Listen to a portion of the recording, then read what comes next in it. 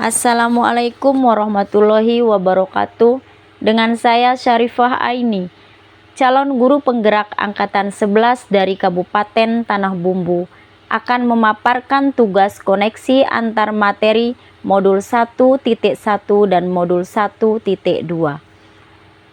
Pada koneksi antar materi kali ini menggunakan model refleksi 4P, yaitu 1. Peristiwa, 2. Perasaan, 3. Pembelajaran, dan 4. Penerapan ke depan.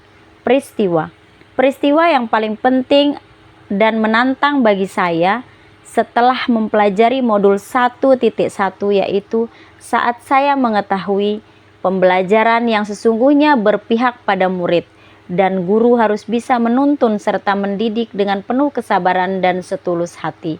Kemudian mengajar tidak hanya mentransfer materi saja tetapi membentuk karakter dan menumbuhkan budi pekerti yang tertanam dalam diri anak.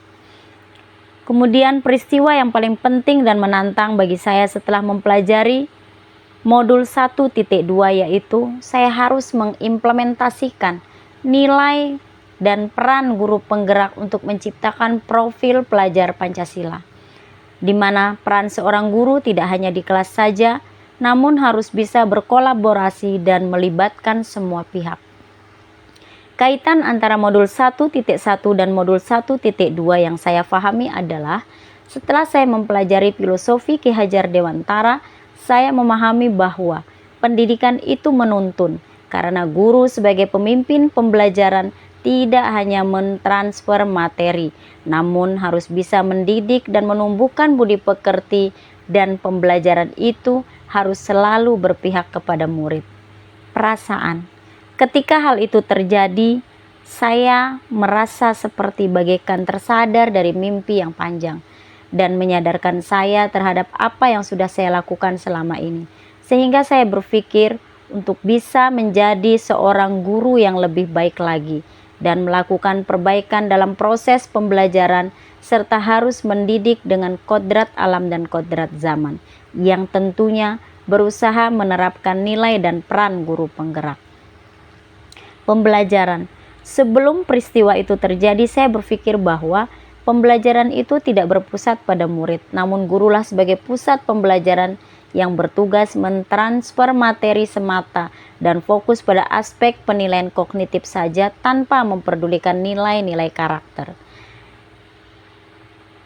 Setelah saya mempelajarinya, lalu saya berpikir bahwa pembelajaran itu berpusat pada murid.